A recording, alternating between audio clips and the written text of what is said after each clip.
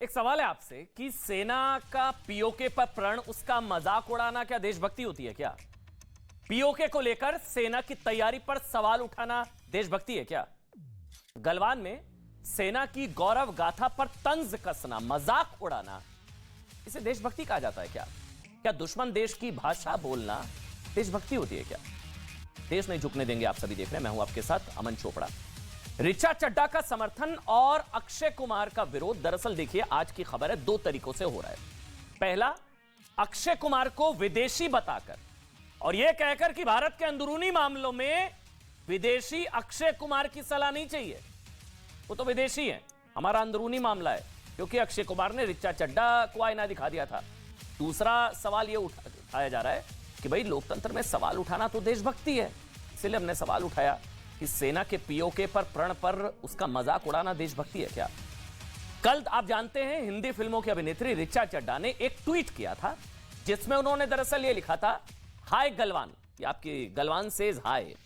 उन्होंने ये बात उस ट्वीट के जवाब में लिखी थी जिसमें भारतीय सेना की उत्तरी कमांड के commander lieutenant general Upendra Dwivedi का वो बयान था जिसमें उन्होंने ये कहा था कि भारतीय सेना पाकिस्तान के कब्जे वाले कश्मीर को वापस भारत में मिलाने के लिए तैयार है। मतलब पीओके को वापस भारत में लाने का जो प्रण है भारत का, उसके लिए सेना तैयार है। ये सेना देश का प्रण है, पीओके पर भारत का प्रण है, लेकिन इस पीओके पर प्रण का मजाक उड़ाया ऋचा चड्ढा ने। गलवान से हाय। पाकिस्तान में तो बहुत फैन फॉलोइंग बढ़ गई है ऋचा चड्ढा जी की, बताएंगे आगे आपको। उन्हें सिर्फ मतलब आदेश का इंतजार है, ये सेना ने कहा। ऋचा चड्ढा ने इसी ट्वीट के जवाब में गलवान से हाय लिखा, हाय गलवान लिखकर भारतीय सेना का मजाक उड़ाने की कोशिश की। जबरदस्त विरोध हुआ, उनको भी समझ में आया कि गलत उन्होंने ट्वीट कर दिया, उन्होंने माफी मांग ली, उन्होंने देश से माफी मांगी, उन्होंने ट्वीट डिलीट किया। लेकिन इस बीच हिंदी फिल्मों के अभिनेता अक्षय कुमार ने भी ऋचा चड्ढा के जवाब में एक ट्वीट किया। उसमें उन्होंने लिखा कि बहुत दुखदाई है, हमें कभी भी अपनी सेनाओं के प्रति एहसान फरामोश नहीं होना चाहिए, वो हैं तो हम हैं। ये अक्षय कुमार ने ट्वीट करा, ऋचा चड्ढा का ट्वीट था जो उन्होंने मजाक उड़ाया।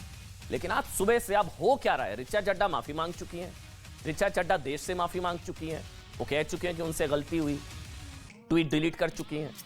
अब सुबह से कांग्रेस के बड़े बड़े नेता, कांग्रेस पार्टी से जुड़े ट्विटर हैंडल से अक्षय कुमार पर निशाना साधे जाने लगा है और कनाडा का नागरिक बताते हुए लिखे जाने लगा है कि उन्हें तो चुप ही रहना चाहिए। कांग्रेस की प्रवक्ता सुप्रिया श्रीनेत ने अक्षय कुमार के लिए जो लिखा है वो मैं आपको पढ़कर भी सुनाऊंगा और वो आपको टीवी स्क्रीन पर भी हम दिखाएंगे कि सुप्रिया श्रीनेत कांग्रेस की तरफ से उनकी तरफ से क्या लिखा गया। उन्होंने लिखा, someone tell Canadian Kumar to shut up. Supriya Shrinate ने लिखा, यानी कि कोई अक्षय कुमार को कांग्रेस की तरफ से उन्होंने लिखा, ये आपके टीवी स्क्रीन पर है, someone tell Akshay Kumar Canadian Kumar to shut up, अपना मुंह बंद रखें वो। अब अक्षय कुमार ने आईना दिखाया, उन्होंने सेना के पक्ष में बोला और ऋचा चड्ढा को आईना दिखाया। कांग्रेस अक्षय कुमार के खिलाफ उतर आई है मैदान में।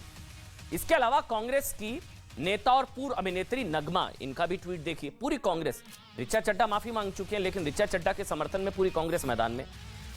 नीचे ट्वीट किया गया कि ऋचा चड्ढा ने कुछ भी गलत नहीं किया, I don't think she mocked sacrifice of our soldiers, ये नीचे ट्वीट किया गया। नगमा ऊपर लिख रही है, नगमा ने ट्वीट किया और ऋचा का समर्थन किया, क्वाइट राइट, यानी कि उन्होंने कुछ गलत नहीं किया।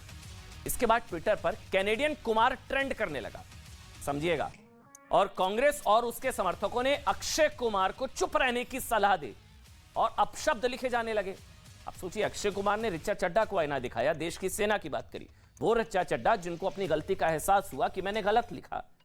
अब सवाल यह है, सवाल समझिएगा, सुनिएगा कि कांग्रेस ये क्यों कर रही है कि अक्षय कुमार ने तो सिर्फ इतना कहा था कि सेना का मजाक नहीं उड़ाया जाना चाहिए और हमें हमारी सेनाओं का एहसानमंद मतलब होना चाहिए और एहसान नहीं भूलना चाहिए, जबकि ऋचा चड्ढा ने सीधे सीधे भारतीय सेनाओं का मजाक उड़ाया था, पीओके पर भारत के प्रण पर तंज कसा था। सवाल, तो क्या कांग्रेस का अक्षय कुमार पर हमला ऋचा चड्ढा का समर्थन नहीं है? क्या ऋचा चड्ढा के बयान का समर्थन भारतीय सेना का मजाक उड़ाना नहीं है?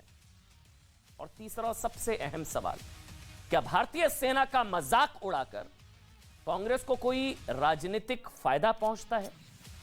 क्या गुजरात में लाभ के लिए सेना पर सवाल उठाने वाली ऋचा चड्ढा के सम्मान में पूरी कांग्रेस मैदान में?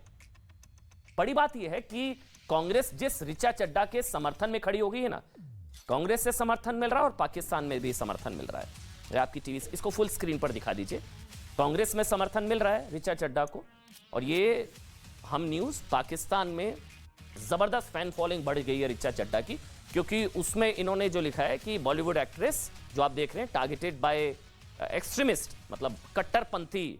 अब सेना और देशभक्त लोग जो सवाल पूछ रहे हैं उन्होंने भी माफी मांग ली है, लेकिन यहां पर ऋचा चड्ढा पिछले 2 दिनों से हम बता रहे हैं पाकिस्तान में खूब तारीफ बटोर रही है। कांग्रेस भी ऋचा चड्ढा के समर्थन में और पाकिस्तान भी उनकी तारीफ में। पाकिस्तान का मीडिया कैसे कसीदे कर रहा है उसका एक उदाहरण पाकिस्तानी टीवी चैनल की तरफ से किया गया एक ट्वीट है। पाकिस्तानी चैनल्स पर कवरेज है ऋचा चड्ढा के सम्मान में, पाकिस्तानी न्यूज चैनल्स मैदान में, और उनको हीरोइन बना दिया गया है। बहुत ग्लैमर, बहुत सम्मान मिल रहा है पाकिस्तान की न्यूज चैनल्स में ऋचा चड्ढा को, क्योंकि उन्होंने भारतीय सेना के पीओके वाले प्रण का मजाक उड़ाया और दुश्मन देश की भाषा बोली एक तरीके से। तो दुश्मन देश खुश है, लेकिन कांग्रेस क्यों खुश है, सवाल यह है। अब सवाल यह कि जिसने भारत की सेना का मजाक उड़ाया, जो आज पाकिस्तान की मीडिया के लिए भारत विरोध का चेहरा है, उसे बचाने के लिए कांग्रेस ने अपने पूरे इकोसिस्टम को ऐसा लग रहा है एक्टिवेट कर दिया। क्यों कर दिया? ये सवाल इसलिए उठ रहे हैं क्योंकि कांग्रेस की तरफ से ऐसा कोई पहली बार नहीं किया गया। ऋचा चड्ढा का समर्थन इस क्रोनोलॉजी की बस एक कड़ी भर है।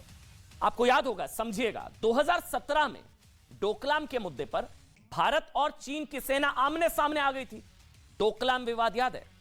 इसके करीब 1 साल बाद राहुल गांधी ने लंदन में एक बयान दिया था और कहा कि उन्हें डोकलाम के बारे में ज्यादा जानकारी नहीं है, लेकिन अगर वो होते तो इसका हल दूसरे तरीके से करते। एक तरफ तो राहुल गांधी ने कहा था कि उन्हें डोकलाम विवाद के बारे में ज्यादा जानकारी नहीं है, लेकिन इसके बावजूद उन्होंने दावा किया कि चीन की सेना अब भी डोकलाम में है। डोकलाम के समय में भी राहुल गांधी ने विदेश में जाकर यह कहा था। सेना ने वहां काफी इंफ्रास्ट्रक्चर भी बना लिया है। राहुल गांधी ने बयान तब दिया जब वो खुद विदेश मामलों में बनी संसद की जो स्टैंडिंग कमेटी है, वो रिपोर्ट मेरे हाथ में है, वो मैं आपको बताऊंगा। लेकिन तब राहुल गांधी ने क्या कहा था डोकलाम के समय, उसको सुनिए और समझिए क्रोनोलॉजी को। The other thing is that the words used are very interesting. The Chinese have withdrawn from the point of contact. They have withdrawn from where the altercation happened. The truth is the Chinese are still in Doklam today. देखिए, राहुल गांधी ने बयान तब दिया जब वो खुद विदेश मामलों पर संसद की एक एक्सटर्नल अफेयर्स की कमेटी थी। ये मेरे हाथ में रिपोर्ट है। अब जो मैं आपको बताने जा रहा हूं उसको बहुत ध्यान से सुनिएगा। ये जो आप कह सकते हैं कि कहा कुछ और हुआ कुछ, 73 दिन तक चले डोकलाम विवाद पर एक विस्तृत रिपोर्ट तैयार की गई थी। ये रिपोर्ट इस वक्त मेरे हाथ में है। जिस कमेटी ने रिपोर्ट तैयार की थी उसके अध्यक्ष कांग्रेस नेता शशि थरूर। मैं पढ़ देता हूं, ये रिपोर्ट मेरे हाथ में है। ये रिपोर्ट के जब आप तीसरे पन्ने में जाएंगे, ये डोकलाम विवाद के समय ये कमेटी ऑन एक्सटर्नल अफेयर्स की एक समिति बनी थी डोकलाम पर बात करने के लिए, और उसकी जो कंपोजिशन ऑफ कमेटी थी, अगर कैमरे में हम जूम करके दिखा सके, ये देखिए, committee on composition of the committee on external affairs. इसमें डॉक्टर शशि थरूर कांग्रेस के नेता चेयरपर्सन, और 8वें नंबर पर नाम आएगा श्री राहुल गांधी। देखा आपने? यानी कि इस कमेटी में राहुल गांधी जी हैं और शशि थरूर हैं चेयरपर्सन। ये डोकलाम को लेकर समिति बनी थी। अब इसके अगर 8वें पन्ने पर मैं जाता हूं, उसकी जो कंक्लूजन था, उसमें जो रिपोर्ट में कहा गया था, वो एक बार मैं पढ़कर आपको बता दूंगा तो आपको समझ आ जाएगा कि विवाद क्या है। उसमें the committee would like to put on record, आगे पढ़िए, their appreciation for the brave and timely action of a security forces. Doklam के समय हमारी सेना ने जिस तरह की कार्रवाई की, एप्रिसिएशन यानी कि उनकी तारीफ की जानी चाहिए, which check the PLA troop from continuing with their road construction activity in South Doklam. Doklam के समय भारतीय सेना ने जिस तरह की कार्रवाई की वो काबिले तारीफ है।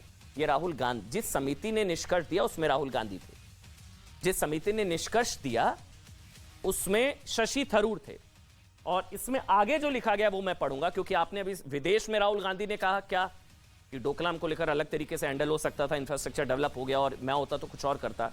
लेकिन जब समिति में था उसमें क्या है, इसको एक बार जूम कर दीजिए, ये बहुत इंपॉर्टेंट है, देखिए पढ़िए। The committee would commend the governments overall handling of the crisis.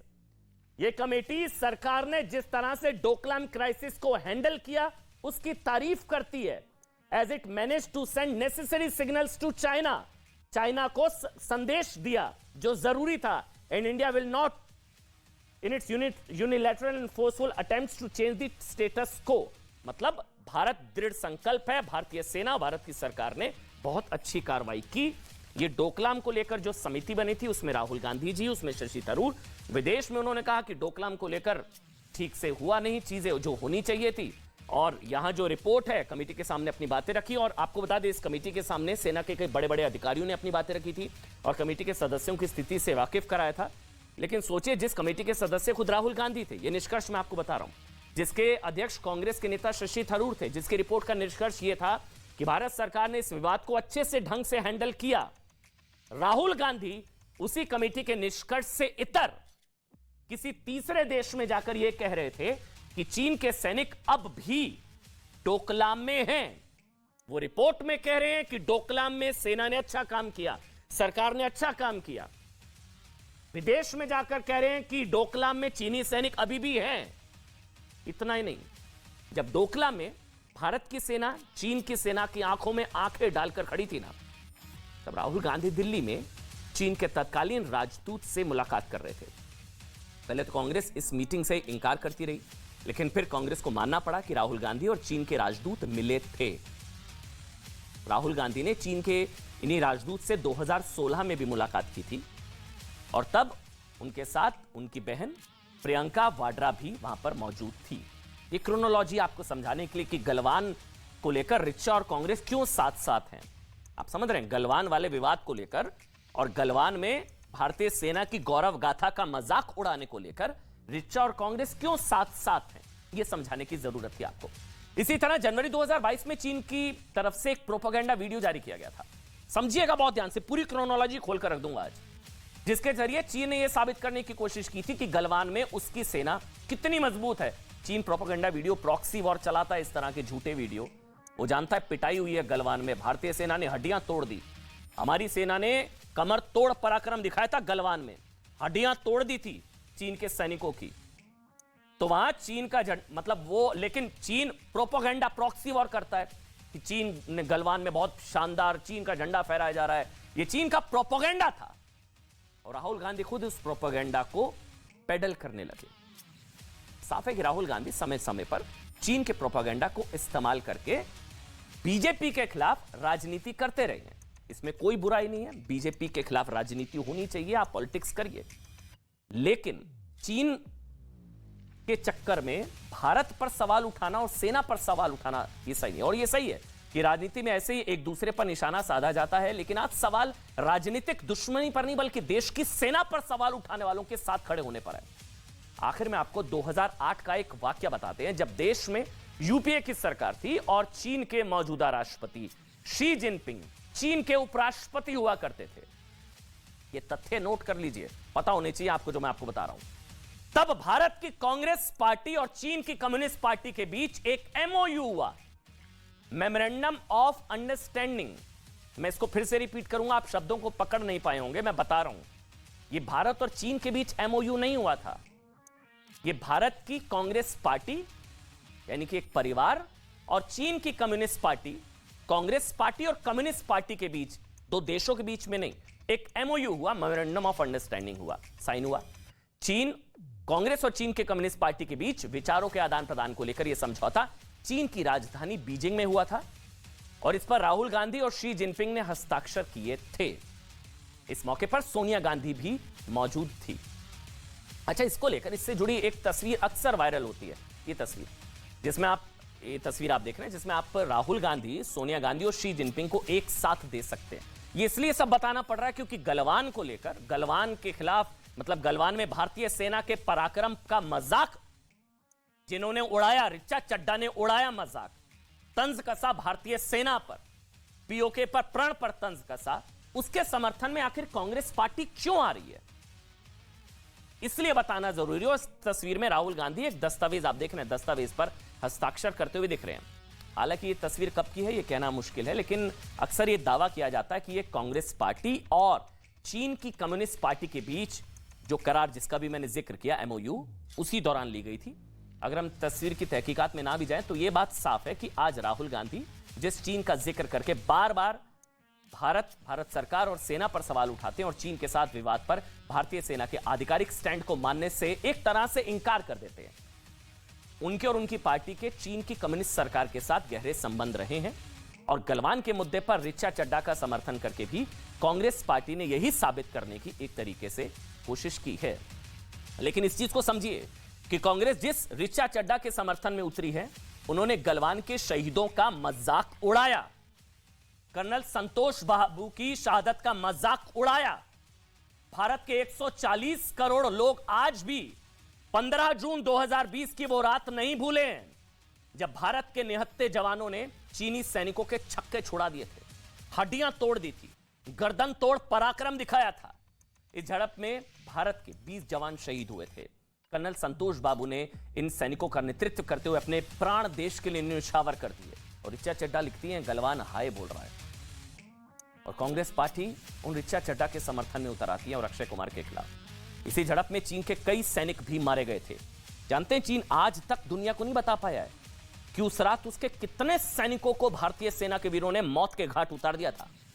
चीन आधिकारिक रूप से अपने से 5 सैनिकों के मारे जाने की बात करता है, लेकिन इस साल एक ऑस्ट्रेलियन अखबार, भारत नहीं, चीन नहीं, समझिएगा, एक ऑस्ट्रेलियन अखबार ने दावा किया था कि चीन के कम से कम 45 सैनिक इस दौरान मारे गए थे। ऋचा चड्ढा जी और कांग्रेस पार्टी भी सुन ले, 45 सैनिकों को ढेर किया था हमारी सेना ने, हड्डियां तोड़ दी थी, रीढ़ की हड्डी तोड़ी थी, गर्दन तोड़ी थी। इसलिए आज हम उस इकोसिस्टम पर इसलिए सवाल उठा रहे हैं कि सेना पर सवाल उठाना छोड़ दीजिए।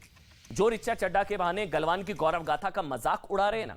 और एक बात और, जो लोग अक्षय कुमार को विदेशी बताकर कह रहे हैं कि तुम तो चुप ही रहो भाई, तुम तो विदेशी हो, घर के अंदरूनी मामलों में विदेशी की क्यों सुने, उन्हें भारत के अंदरूनी मामले पर बोलने का हक नहीं। अक्षय कुमार तो विदेशी है। उनमें से ज्यादातर उस इकोसिस्टम का हिस्सा है जो अपनी भारत विरोधी बातों के लिए विदेशों से समर्थन हासिल करते हैं। उन्हें वैलिडेशन फॉरेन से चाहिए होता है।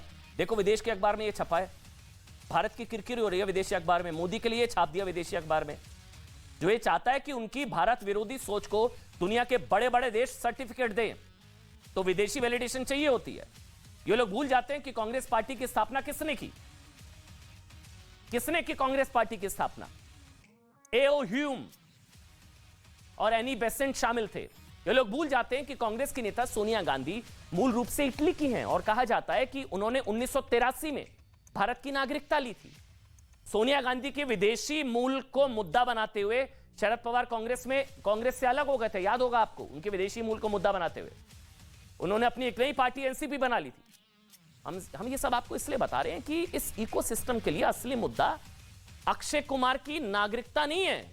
आपको लग रहा हो कि इनको विदेशी नागरिकता से परेशानी हो रही है, नहीं, इनका असली मुद्दा अक्षय कुमार की नागरिकता नहीं है, बल्कि इनका उद्देश्य भारत के शूरवीरों का अपमान करना है, कर्नल संतोष बाबू की शहादत का मजाक उड़ाना है, गलवान में भारत की गौरव गाथा पर तंज कसना है। ये वो लोग हैं जिन्हें कनाडा और ब्रिटेन जाकर और वहां की नागरिकता लेकर भारत का विरोध करने वाले खालिस्तानियों से प्रॉब्लम नहीं है। इन्हें दिक्कत उन वामपंथी विचारधारा वाले पत्रकारों से नहीं है जिनके खुद के पास अमेरिका जैसे देशों की नागरिकता है और जो भारत में बैठकर भारत को गाली देते हैं, लोकतंत्र में मिली आजादी का फायदा उठाकर भारत को गरियाते हैं, भारत को बदनाम करते हैं, भारत के खिलाफ एजेंडा चलाते हैं, टूल किट का पार्ट होते हैं। इन्हें दिक्कत उन संस्थाओं से नहीं है जो विदेशी चंदे और फंड के दम पर भारत के लोकतंत्र को कमजोर करने की कोशिश करती है। इन्हें दिक्कत एक अभिनेता से है जिसके पास कनाडा का पासपोर्ट है और जो भारतीय सेना का समर्थन करता है। प्रॉब्लम यह है कि वो भारतीय सेना का समर्थन क्यों कर रहा है। इसी चीज को लेकर आज दिन भर सियासत हुई और इसी चीज को लेकर आपको बताना जरूरी था कि किस तरह से अक्षय कुमार के विरोध में और ऋचा चड्ढा के समर्थन में पूरी कांग्रेस पार्टी खड़ी हुई नजर आई। आज की एक और बड़ी खबर, अब हम राजनीति के उस चैप्टर की बात करेंगे, ध्यान से सुनिएगा, जिसमें वेब सीरीज की तरह भरपूर मसाला है, कैमरा है, एक्शन है, डायलॉग है, सस्पेंस है, मर्डर है, सुसाइड है, मर्डर है, रोमांच है। राजनीति की वेब सीरीज आम आदमी पार्टी से जुड़ी हुई है और आज इस राजनीतिक वेब सीरीज में एक नया अध्याय जुड़ गया है। आज आम आदमी पार्टी के बड़े नेता और दिल्ली के उप मुख्यमंत्री मनीष सिसोदिया ने यह आरोप लगाकर सियासी सनसनी मचा दी कि बीजेपी अरविंद केजरीवाल की हत्या की साजिश रच रही है। पहले मनीष सिसोदिया का वो बयान सुना देते हैं आपको, किस तरह से उन्होंने क्या आरोप क्या लगा, एक बार सुना दीजिए। अरविंद केजरीवाल देश में एक बहुत लोकप्रिय नेता हैं। वो एक काम करने वाले मुख्यमंत्री के रूप में जाने जाते हैं। लोग उनको इस रूप में देखते हैं कि ये व्यक्ति जो कहता है वो करके दिखाता है। इसकी राजनीति में चोरी चकारी की गुंजाइश नहीं है, धोखा देने की गुंजाइश नहीं है। अरविंद केजरीवाल जी की राजनीति जनता के भरोसे की राजनीति है। इसलिए भारतीय जनता पार्टी अब अपने निम्नतम स्तर पर उतर के उनकी हत्या कराने की साजिश कर रही है, उनकी हत्या कराने की साजिश कर रही है, उनकी हत्या कराने की साजिश कर रही है, उनकी हत्या कराने की साजिश कर रही है।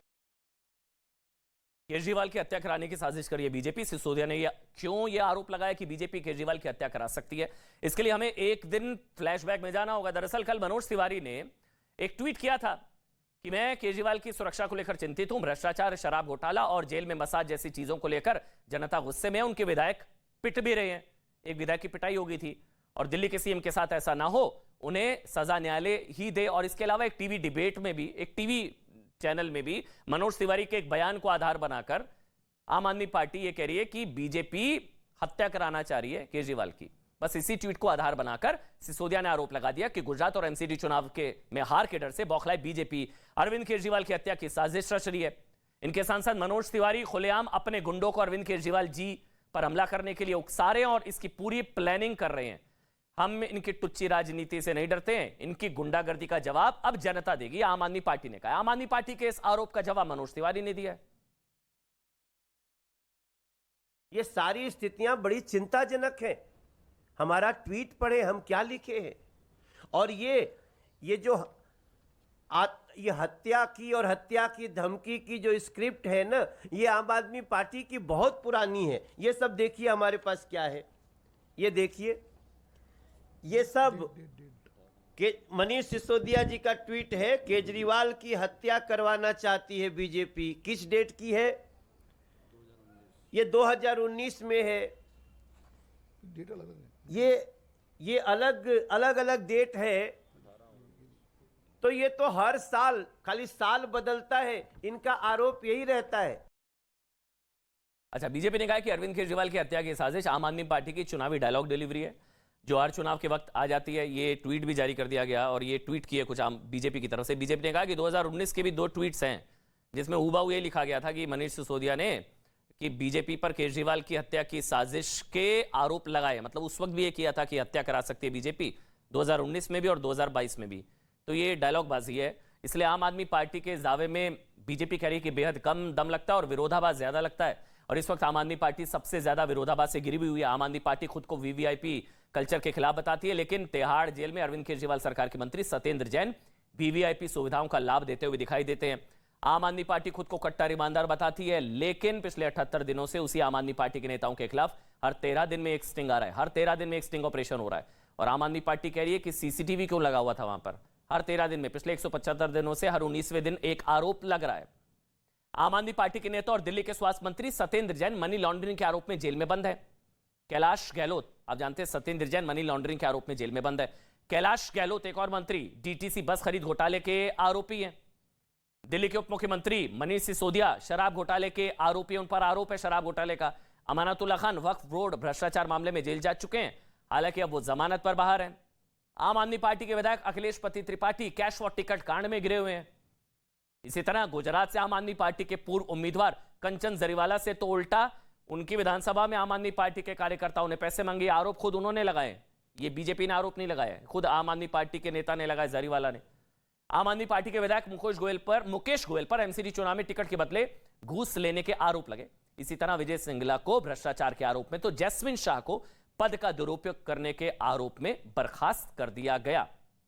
केजरीवाल का दल भ्रष्टाचार का दलदल। छोटा सा ब्रेक ले रहे हैं, लेकिन ब्रेक के बाद जिहादी पत्रकारों की जॉब ओपनिंग, जी हां, हैरान हो जाएंगे आप खबर देख करिए। थोड़ा सा ब्रेक ले रहे हैं।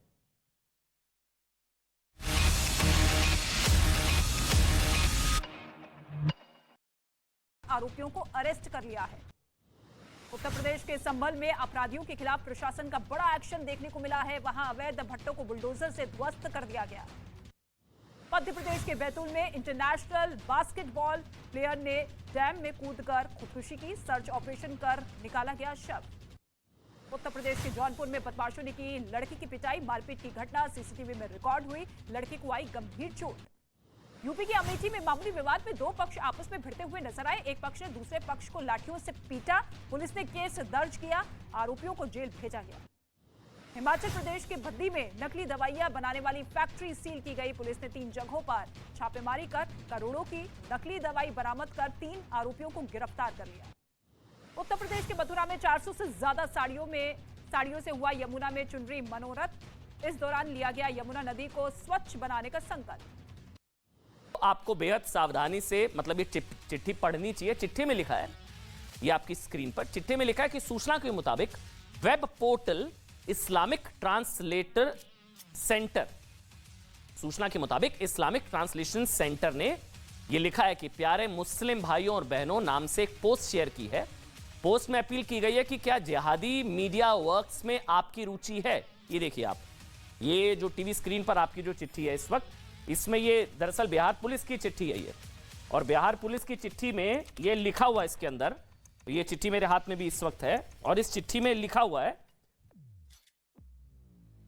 अच्छा ये देखिए ये चिट्ठी है इस वक्त, और इसमें देखिए लिखा हुआ है, मैं इसको पढ़ देता हूं एक बार। ये चिट्ठी एक बार स्क्रीन पर अगर हम वॉल पर दे दें एक बार भाई, ये चिट्ठी देखिए, ये चिट्ठी है, इसमें लिखा हुआ है डिपार्टमेंट ऑफ साइबर स्पेस से मिली जानकारी के अनुसार web portal Islamic translation centre ने प्यारे मुस्लिम भाइयों और बहनों नाम से एक पोस्ट शेयर की है। पोस्ट में अपील की गई है कि क्या जिहादी मीडिया वर्क्स में आपकी रुचि है। ये जो नीचे आप पढ़िए, ये लिखा हुआ है special branch Bihar Patna, IGP inspector general of police. ये बिहार में आईजीपी की तरफ से चिट्ठी लिखी गई है, ऑथेंटिक चिट्ठी है भाई ये।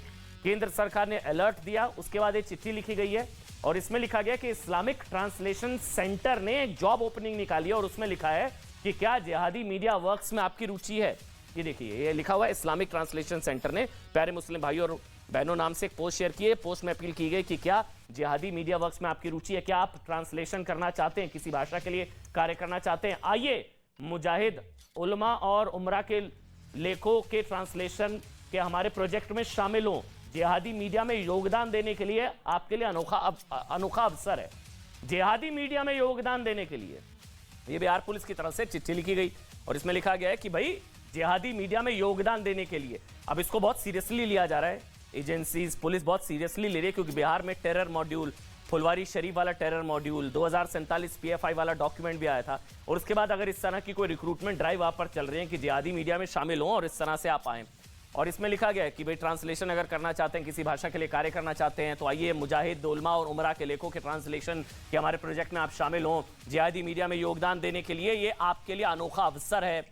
अपने मूल्यवान कार्य से मुस्लिम भाई बहनों को फायदा पहुंचाए। और इसमें नीचे लिखा गया कि कहा जाता है कि मतलब मीडिया जो है आधा जिहाद है, ये इसमें लिखा गया है। बिहार पुलिस के इंटेलिजेंस एंड सिक्योरिटी डिवीजन ने लिखा है कि ऊपर की बातों को ध्यान में रखते हुए किसी भी अनहोनी घटना से बचने के लिए आपसे आग्रह है कि अभी सभी एहतियात और सुरक्षात्मक उपाय करें। अब हुआ ये कि इस खुलासे के बाद देखिए हमने भी लगा कि इस वेबसाइट पर जाकर चेक करते हैं भाई ये सब है मटेरियल या नहीं है। हमने भी इस वेबसाइट को खोलकर देखा, इस वेबसाइट पर हूबहू वही बात लिखी है, जिसे लेकर बिहार पुलिस ने अलर्ट जारी किया है कि इनको जिहादी पत्रकार, ये जिहादी क्यों चाहिए। भारत में जिहादी ट्रांसलेटर ढूंढ रहे इस वेबसाइट में दुनिया भर के कुख्यात आतंकवादी की तस्वीर और तकरीर है, वो भी भारत की सभी भाषाओं में। इस वेबसाइट में हिंदुस्तानी मुसलमानों को भड़काने वाली कई बातें लिखी गई हैं, और इस वेबसाइट में आतंकवादी अल जवाहरी का लेख भी मौजूद है, जिसमें उसने हिजाब विरोधी प्रदर्शन उसका भी समर्थन किया, मुस्कान का भी समर्थन किया। इस वेबसाइट पर जवाहरी के लेख प्रकाशित किए गए, जिसमें लिखा है कि आज की दुनिया में मानवाधिकार, संविधान का सम्मान और कानून नाम की कोई चीज नहीं है। इस वेबसाइट पर है, वो एक बार चंक अगर हम चला दें वाला भाई। भारत में ये जो वेबसाइट है जिसका बार बार जिक्र किया जा रहा है, ये जिहादी पत्रकार ढूंढ रही है। अच्छा, ये वो चिट्ठी जो आईजीपी बिहार पटना, आईजी बिहार की तरफ से जारी की गई सारे जिलों में, उसके बाद ये सेंटर के अलर्ट के बाद बिहार आईजी की तरफ से जो चिट्ठी जारी की गई, इसमें वेबसाइट का जिक्र था। वो वेबसाइट थी इस्लामिक ट्रांसलेशन सेंटर। इसी के बारे में लिखा गया है कि ये जिहादी पत्रकार ढूंढ रही है। अच्छा, हमको लगा कि ये वेबसाइट क्या अब शायद अवेलेबल हो या ना हो, तो हमने जब इसको वेबसाइट को डालकर देखा, इस्लामिक ट्रांसलेशन, ये देखिए इस्लामिक ट्रांसलेशन सेंटर, जब इसको आप क्लिक कर रहे हैं तो इस्लामिक ट्रांसलेशन सेंटर की वेबसाइट पर जब आप जाते हैं तो ये वेबसाइट खुलती है और यहाँ पर जो इस चिट्ठी में हूबहू वो इसमें लिखा हुआ है। इसमें क्या लिखा हुआ है, इसको एक बार थोड़ा सा जूम कर दें। Dear Muslim brothers and sisters, are you interested in contributing jihadi media works. यानी कि जो बिहार पुलिस का जो अलर्ट है सारे ज़िलों में, बिहार पुलिस के आईजीपी की तरफ से जो इस अलर्ट में भाषा है हूबहू ये वही भाषा अभी भी लिखी हुई है इस्लामिक ट्रांसलेशन सेंटर की वेबसाइट में। जिनको जिहादी पत्रकार चाहिए, देश के मतलब जिहादी पत्रकार, उसमें लिखा हुआ है dear Muslim brothers and sisters, मुस्लिम भाइयों और बहनों, are you interested in contributing jihadi media works. क्या आप जिहादी मीडिया के काम में योगदान देना चाहते हैं। We are looking for translators which language you can work with. Come let's take part in our project. हमारे प्रोजेक्ट का अब कौन सा प्रोजेक्ट है, क्योंकि बिहार में फुलवारी शरीफ टेरर मॉड्यूल भी हमने देखा अभी हाल फिलहाल कि जो चीज़ें हुई, और translation of the writings of मुजाहिद उलमा। अच्छा, इसमें हो ये रहा है कि जितनी तकरीरें हैं आतंकवादियों की, जितनी तकरीरें मोस्ट वांटेड टेररिस्ट हैं, चाहे अल जवाहरी, ये देखिए, चाहे अल जवाहरी हो, चाहे उसामा बिन लादेन 9/11 जिसने किया, इसके अलावा जितने मोस्ट वांटेड टेररिस्ट हैं सबकी जो तकरीरें हैं उसका ट्रांसलेशन यहाँ पर है, पूरा ट्रांसक्रिप्ट है अलग अलग लैंग्वेजेस में। ये जिहादी काम के लिए पत्रकार भारत में, सवाल ये नहीं है कि जो हम बार बार उठा रहे हैं कि इनको जिहादी पत्रकार चाहिए, इनको उम्मीद है कि भारत में ऐसे पत्रकार मिल सकते हैं, बात ये है। और उनको लग रहा है कि भारत में वैकेंसी फुल संभवता हो सकती है, जॉब ओपनिंग है, और बिहार से इसकी शुरुआत हो रही है। बिहार में जो सेंटर की तरफ से अलर्ट गया, फिर बिहार पुलिस ने अलर्ट किया। जब हम वेबसाइट पर गए तो ये सारे टेररिस्ट, अच्छा ये इसको तो अफगानिस्तान में मारा था, ये आतंकवादी हक्कानी नेटवर्क का, इसको तो अफगानिस्तान में मारा था, इसकी तकरीरें भी ट्रांसलेशन के लिए, अब ये ट्रांसलेशन के काम में, ये प्रोजेक्ट है इस वेबसाइट का। और इस पूरी वेबसाइट में अभी भी ये छपा हुआ है, इसमें शब्द देखिए लिखा हुआ है, are you interested in contributing jihadi media works. ये जिहादी मीडिया के लिए नियुक्तियां, जॉब ओपनिंग है।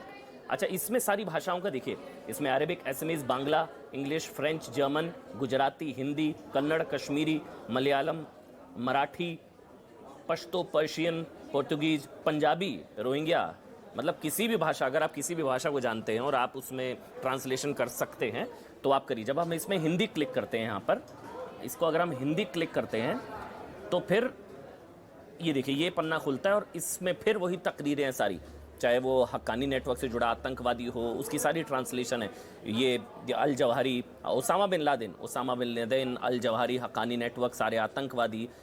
और ये देखिए अल जवाहरी। अच्छा, यहाँ पर ये मुस्कान की वो तस्वीर भी बनाई गई है, वो जो हिजाब गर्ल, पोस्टर गर्ल थी हिजाब आंदोलन की, वो उसकी भी तस्वीर यहाँ पर लगाई गई है। भारत की महान महिला शेख अयामान अल जवाहरी, अल्लाह उसकी रक्षा करे।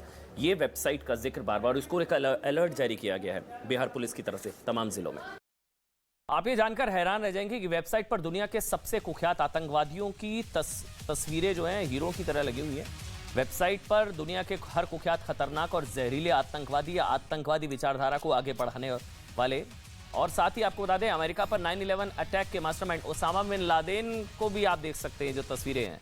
बल्कि ये नहीं, अलकायदा के अल जवाहरी को भी आप देख सकते हैं, उसकी तकरीरें, उसकी पूरी जो बोलता है उसकी पूरी ट्रांसक्रिप्ट लिखी हुई है, और उसके ट्रांसलेशन के लिए इनको जिहादी पत्रकार चाहिए। वेबसाइट पर तालिबानी नेता हक्कानी की तकरीरों का हर भाषा में अनुवाद मौजूद है। ये वेबसाइट भारत में जिहादी मीडिया के लिए पत्रकार ढूंढ रही है। उसने दुनिया भर के मुसलमानों से जिहाद का रास्ता ढूंढने की अपील की गई है इसमें, और आपसी भेदभाव भुलाकर जिहाद का रास्ता अख्तियार करने की इस वेबसाइट में अपील की गई है कि आइए आपके लिए नौकरियां हैं, मगर क्वालिफिकेशन ये सब है। वेबसाइट इस बात का प्रचार करती है कि मुस्लिमों का खून संसार में सबसे ज्यादा मूल्यवान है, और वेबसाइट में म्यांमार की सेना का उखाड़ फेंकने और रोहिंग्याओं का साथ देने की अपील की गई है इसमें, कि मुस्लिम राष्ट्रवाद जैसी, मतलब इसमें लिखा गया है कि राष्ट्रवाद जैसी बेकार की बातों से ऊपर उठ जाए मुसलमान और जिहादियों का समर्थन करिए। वेबसाइट में जब आप जाएंगे तो उसके जो आप पढ़ेंगे, वेबसाइट में सब लिखा हुआ है कि राष्ट्रवाद जैसी बातों से ऊपर उठ जाए मुसलमान, और इन बातों में कुछ नहीं रखा है। सूत्रों के मुताबिक शुरुआती जांच में जब ये बिहार पुलिस की चिट्ठी आई सामने, जो मेरे इस वक्त हाथ में है, जब ये चिट्ठी सामने आई, सेंटर ने अलर्ट करा, तो ये भी पता चला कि वेबसाइट के जरिए बिहार ही नहीं बल्कि पूरे भारत में मुस्लिम युवाओं को इस तरह से जिहाद के लिए उकसाया जा रहा है। जॉब ओपनिंग है, नौकरियां ही नौकरियां, मुस्लिम युवाओं को वैचारिक साइनाइड मतलब आप समझिए किताबों और पैम्फलेट के जरिए उपलब्ध भी उनको कराया जा रहा है। और ये बिहार पुलिस ऐसे जिहादियों को ट्रैक करने की अब कोशिश भी कर रही है कि ये लोग कौन है, कहां ये भारत में क्या कर रहे हैं। और बिहार में फुलवारी शरीफ टेरर मॉड्यूल हम भूल नहीं सकते हैं। सोचिए वेबसाइट भारत में चल रही है, भारत में जिहादी पत्रकार ढूंढे जा रहे हैं, ऐसे पत्रकार जो इस वेबसाइट के लिए काम कर रहे हैं, आतंकवादियों को मतलब उनका महिमा मंडित उनको करें। शायद इस वेबसाइट के लिए काम करने वाले कुछ लोग मीडिया में भी, इनको लगता है कि मीडिया का एक बड़ा वर्ग होगा भारत में जो शायद हमारी लाइन को टो करेगा और हमारी विचारों से समर्थन होगा वैसे। और ऐसे लोगों को ढूंढना शायद ज्यादा मुश्किल भी नहीं होगा इन लोगों के लिए। मतलब ये लोग टुकड़े टुकड़े गैंग की खबरें मीडिया में दबाते हैं मतलब, और ये लोग भारत में पाकिस्तान जिंदाबाद के नारे लगाने वालों का भी बचाव एक तरीके से करते हैं फेक वीडियो बताकर।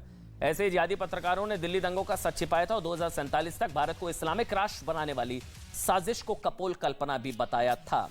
जिहादी मीडिया में पत्रकारों की भर्ती की तरह ही जुलाई में खुलासा भी हुआ था, ये बहुत ध्यान से सुनिएगा, कि प्रतिबंधित कट्टरपंथी संगठन पीएफआई ने 2047 तक भारत को इस्लामिक स्टेट बनाने का रोड मैप तैयार किया हुआ है। बिहार पुलिस को पीएफआई का एक डॉक्यूमेंट मिला था जिसका शीर्षक था 2047 इस्लामिक शासन की ओर। और इस डॉक्यूमेंट में लिखा था कि 2047 में आजादी के 100 वर्ष पूरे होंगे, भारत में नई शुरुआत होगी। 2047 सब बिहार में हुआ था, इसलिए बिहार में ये चिट्ठी आई है, इसलिए बताना जरूरी।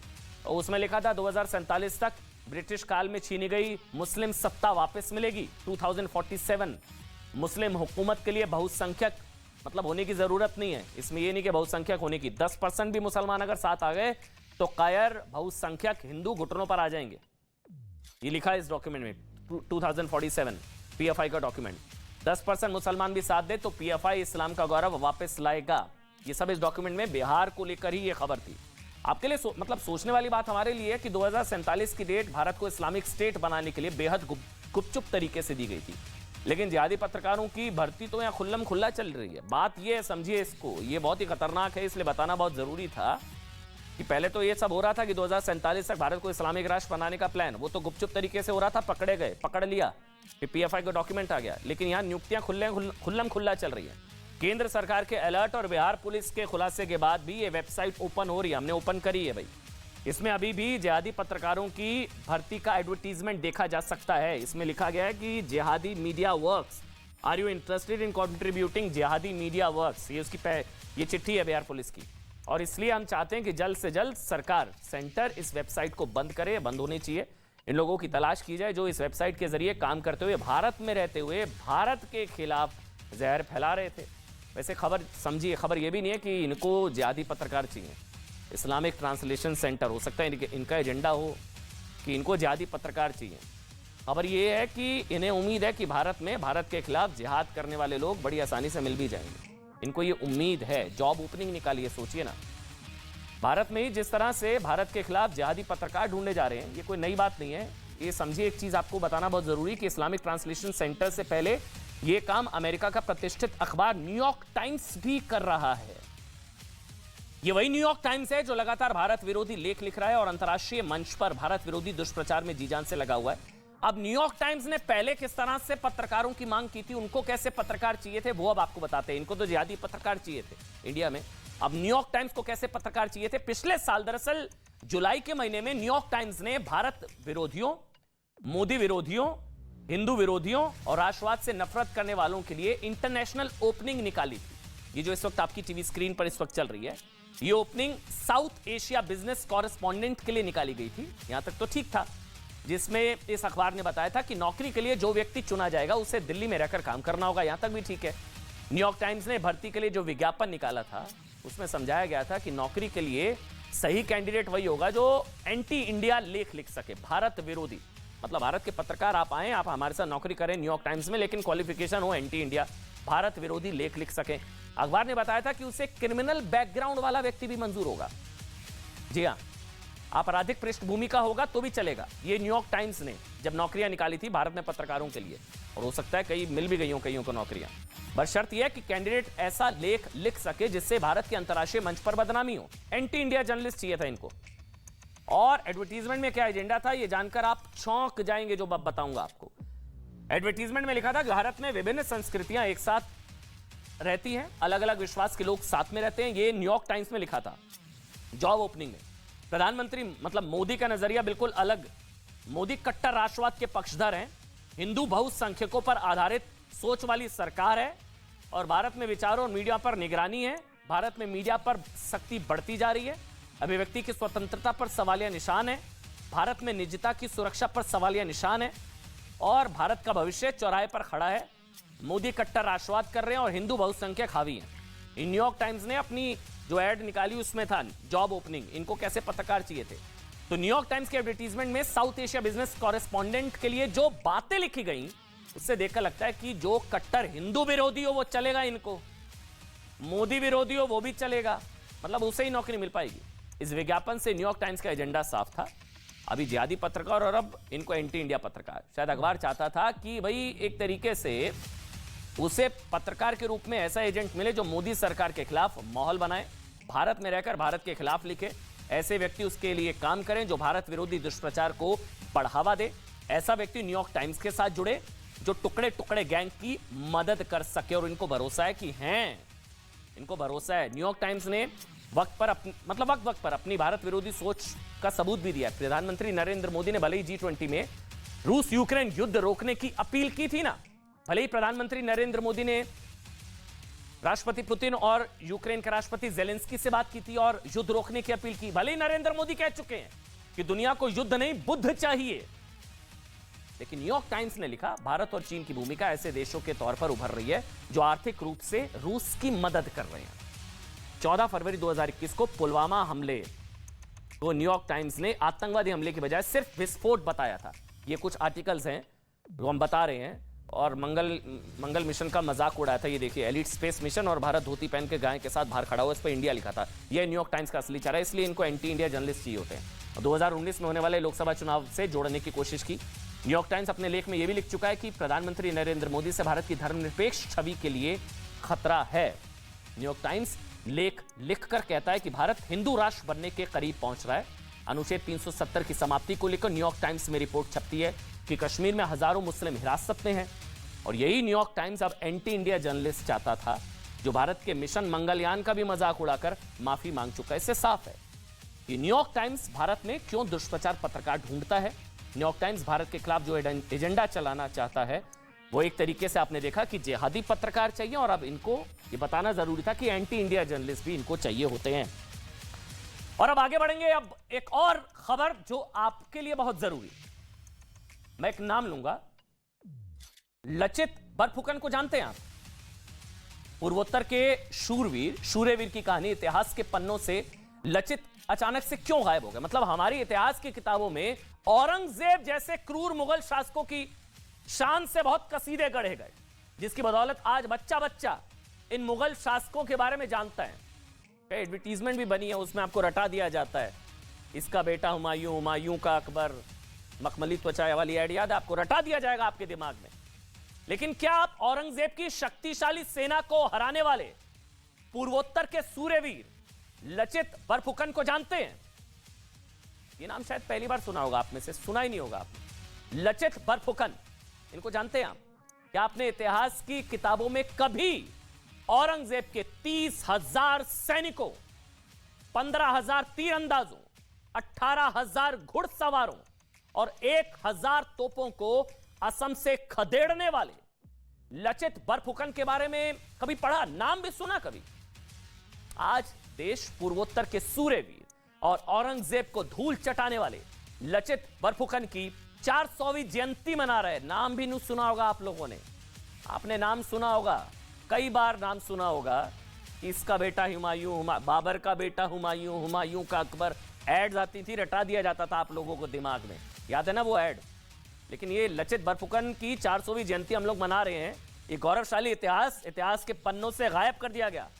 लोग कहते हैं कि बाएं हाथ से इतिहास लिखा गया ना, लेकिन इतिहास की किताबों में इस महानायक को वो जगह नहीं मिली जिसके वो हकदार थे।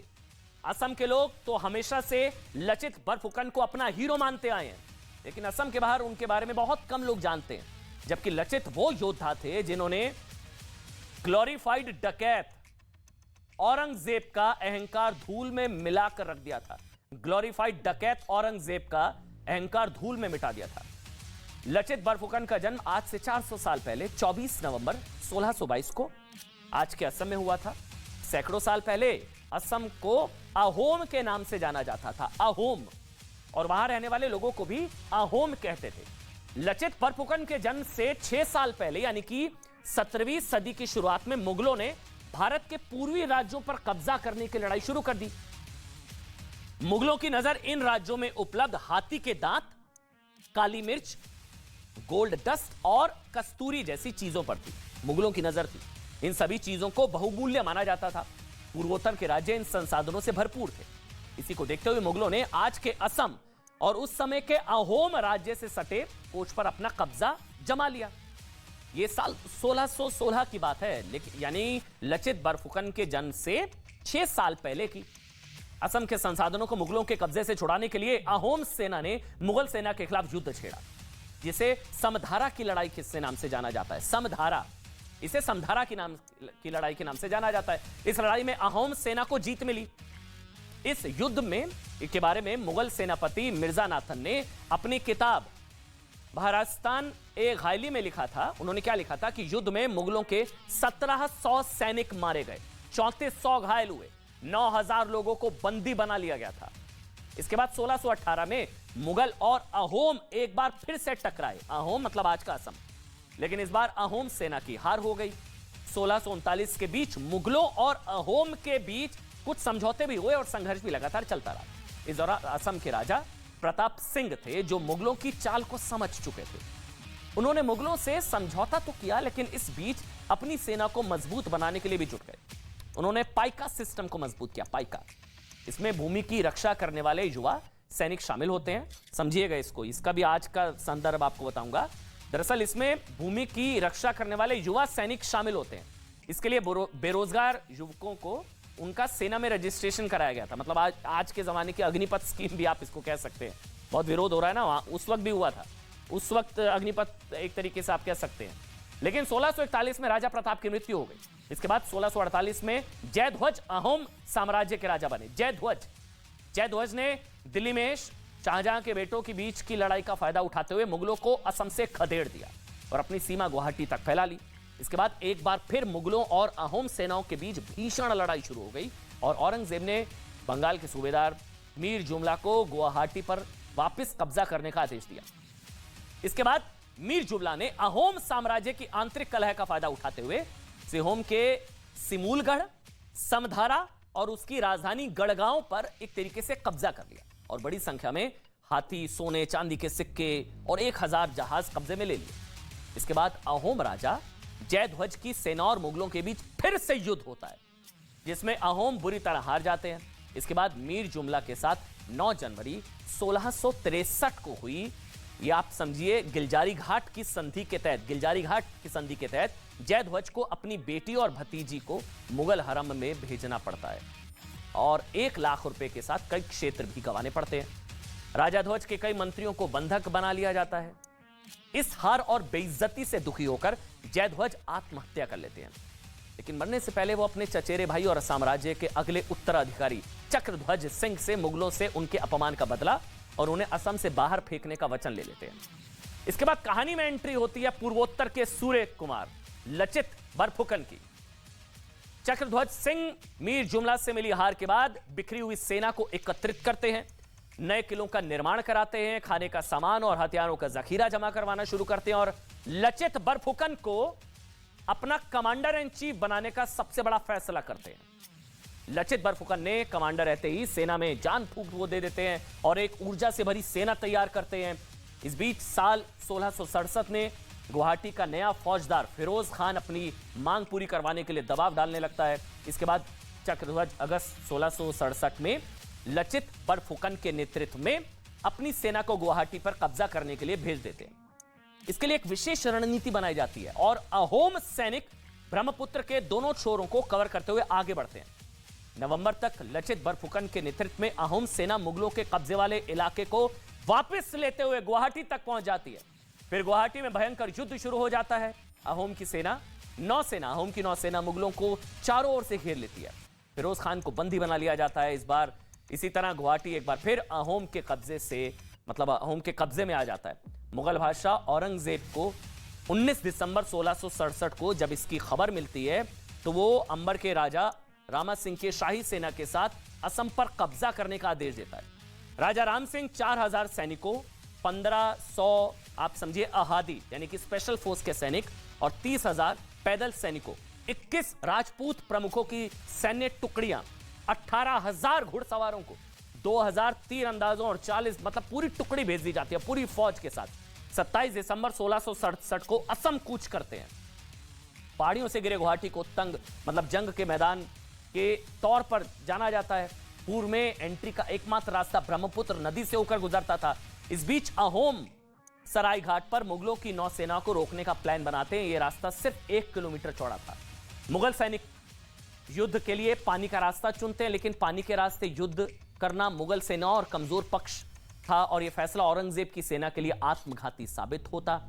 2 साल बाद यानी कि 1669 को मुगल सेना मानस नदी के तट पर पहुंचती है, लेकिन वहां अहोम सैनिक मुगल सेना के सामने टिक नहीं पाते। लचित बरफुकन अपनी सेना की स्थिति देखकर गुवाहाटी से पीछे हटने का फैसला लेते हैं।